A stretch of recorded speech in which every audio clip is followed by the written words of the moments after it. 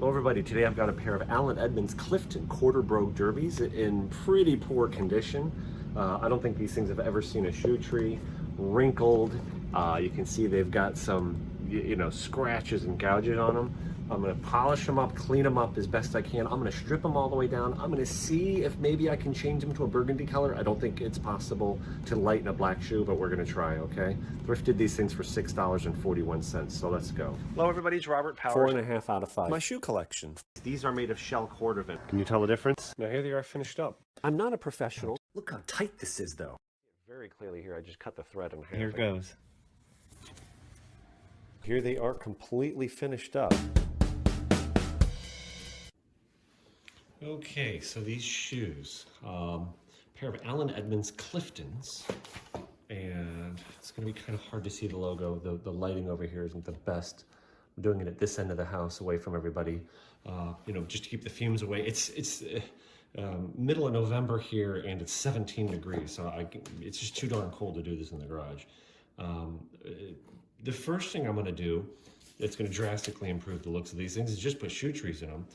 Then I'm going to use my acetone here to strip them off. I'm going to use acetone because the finish, these things are in such poor condition, I'm not worried about damaging them. In other words, they're $6 shoes. I have everything to gain and nothing to lose. And I'm just going to go directly to the harshest chemical that I know of. And I'm going to see if I can remove the black enough to dye them burgundy. I've tried to strip a black shoe once before and it absolutely did not work. So I'm just gonna try one more time here. If I can't strip it, then I'm gonna just leave it black and it'll clean the leather off anyway, if that makes sense. So, all right, so let me grab the shoe trees. So you'd be amazed just how much better shoes look when you put shoe trees in them. I love these style for cobbling. It's got like a spring-loaded pin in it, an adjustment, so you can make them fit. You can make them fit a large or small shoe. And get the tension exactly the way you want it.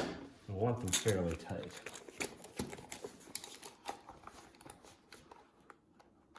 Isn't that amazing? Look how much better that looks. All right, leave those in there while I work on them. They'll be in there for a few days. Okay, so I've got just some regular cotton balls here. And I'm starting with the left shoe, and I poured some of the acetone into the cap here. All right, basically just start scrubbing. No rocket science to this. Look at what it's pulled off already though.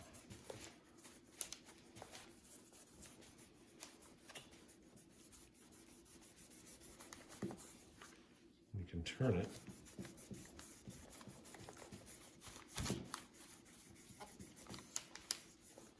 First, I'm trying to take all the polish off. And then, by the way, it's taking off the burgundy dye from the last dye job I used these gloves on.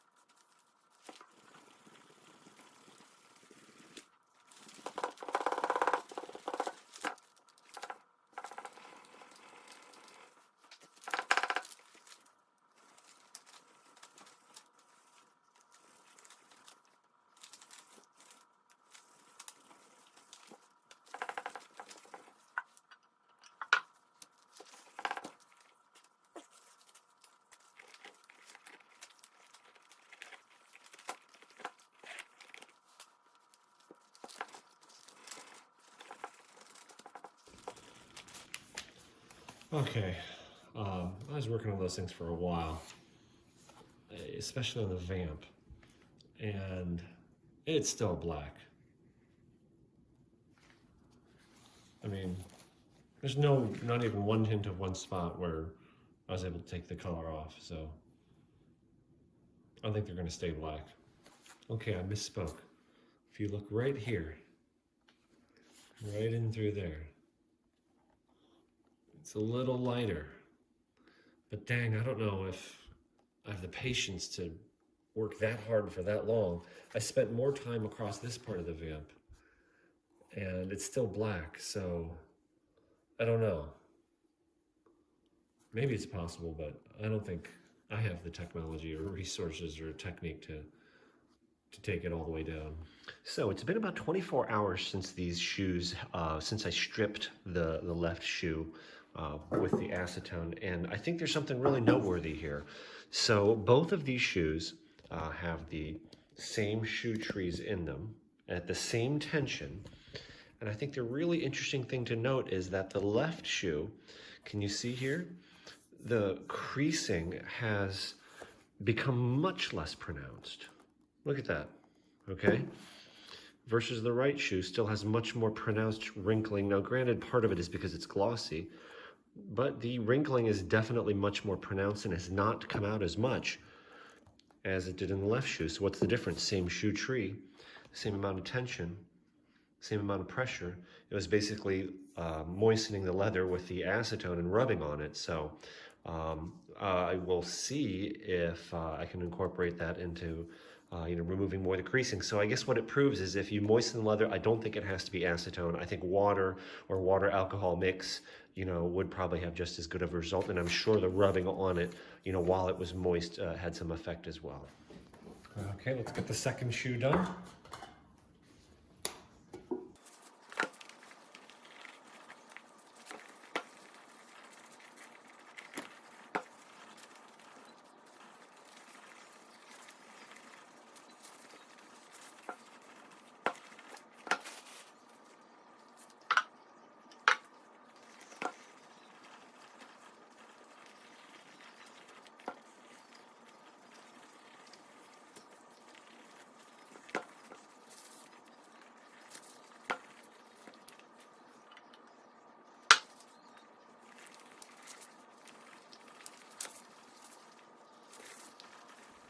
Okay, I know there's a lot of different ways to repair scratches.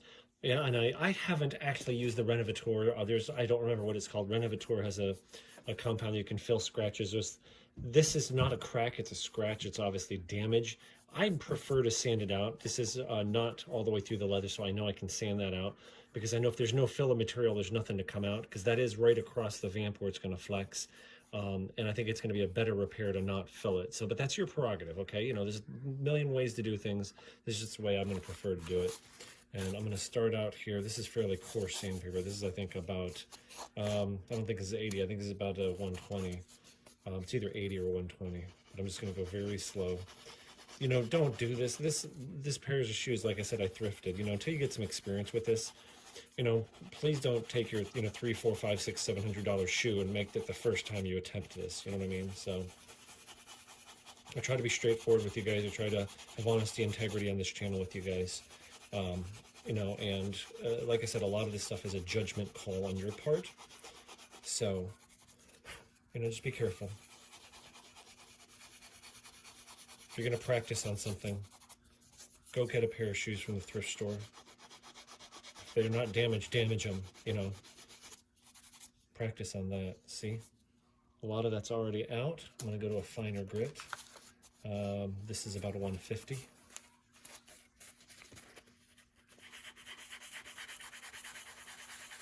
Just going in little circles.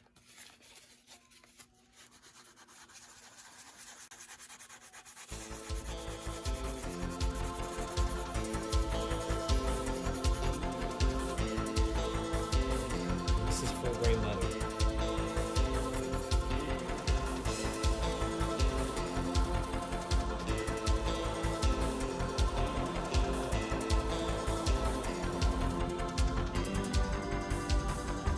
Go back to the portion grid.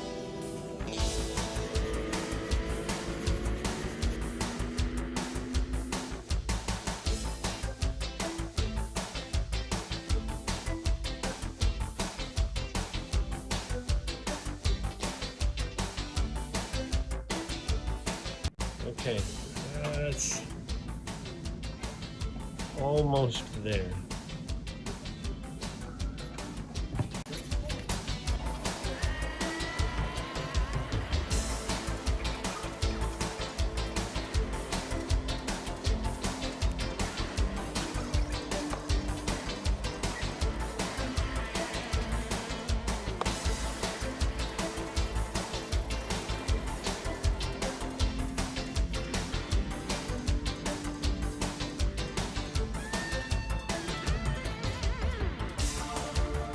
I think that's good enough.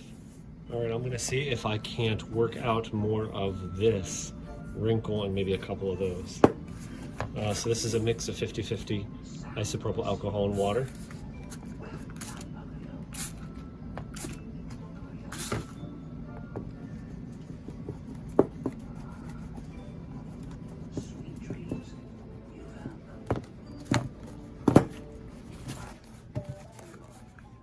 Evaporates fast.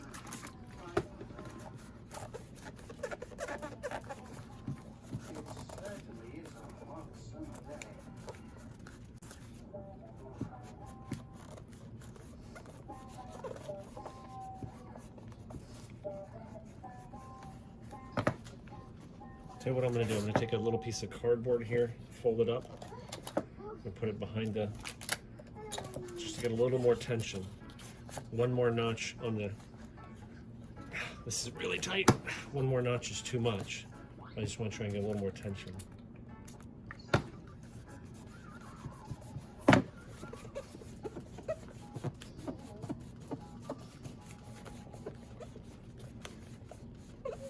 Okay, I've got Fiebing's black leather dye. To be honest with you, you can't even just use the edge dressing. This is a kiwi, you know, it's leather dye, but it's got the little sponge on it for dyeing the edges of the, you know, edges of the soles and stuff.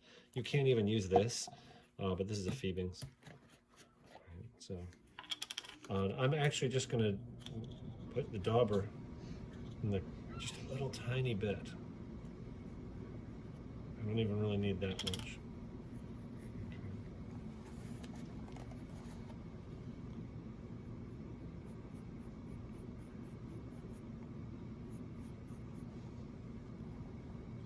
Should be good. Might as well do some of the other areas like tips of the toe there. Well, while I got it out, might as well do the edges of the soles.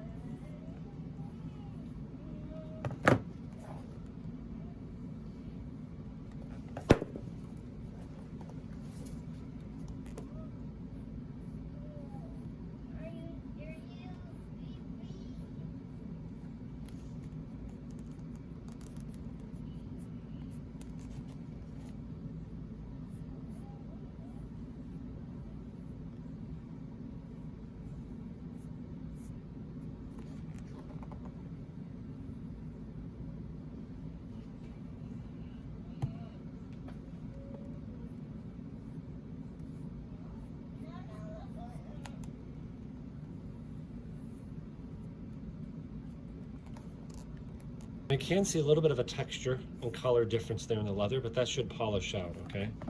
So I got the sapphire, black, my rag. Just a cotton t-shirt.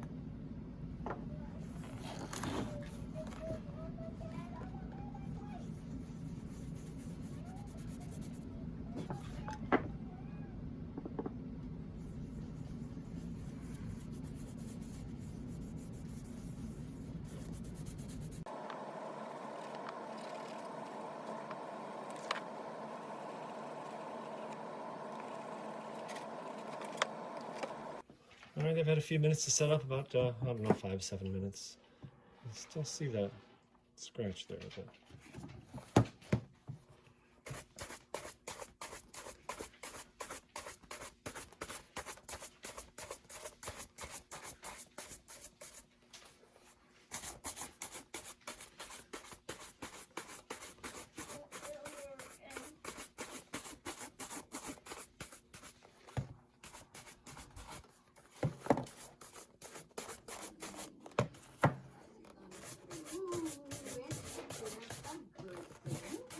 I'm not happy with it, so I'm going to take it down just a little bit more if I can find the sandpaper. Right. Just not quite happy with that.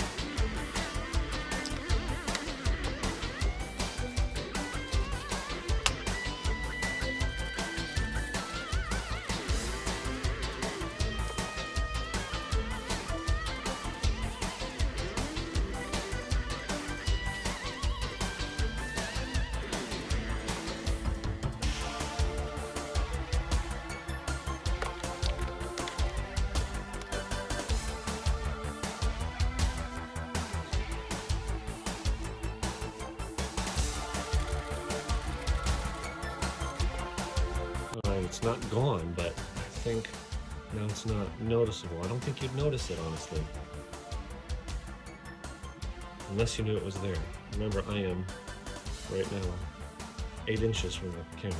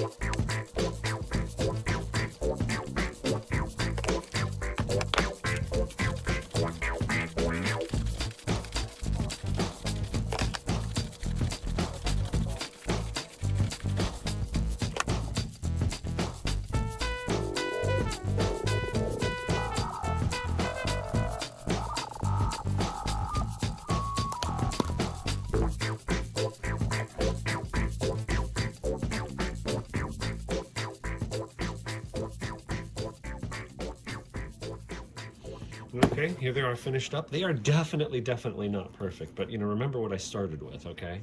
I'll cut in a clip here of what I started with.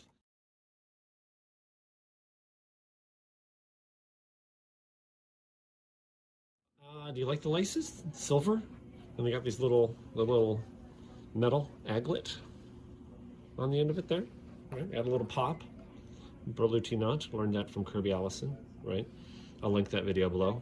Just a few layers on the spit shine. It's not really a mirror shine. It just makes it a little bit glossy. This shoe's not in good enough shape. I don't think it makes sense to go further. It's kind of like trying to, put too much polish on a car that's got flaws on it. I don't want it to look that shiny. It's not in good enough shape to, but I think now they're very presentable, aren't they? Don't you think? Oh, I forgot one thing. Buff off the heels. Right after I see how that shine makes the kiwi dye makes the heels look nice even.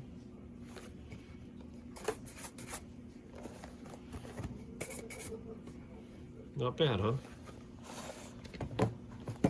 Not bad for a pair of dirty old shoes that we started with.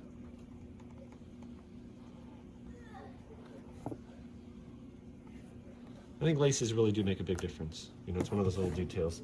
And I'll show you why I replaced the laces. There, you can see especially.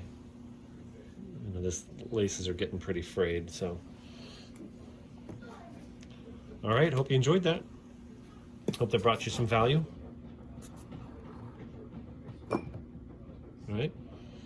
Thank you for watching my channel. What do you think?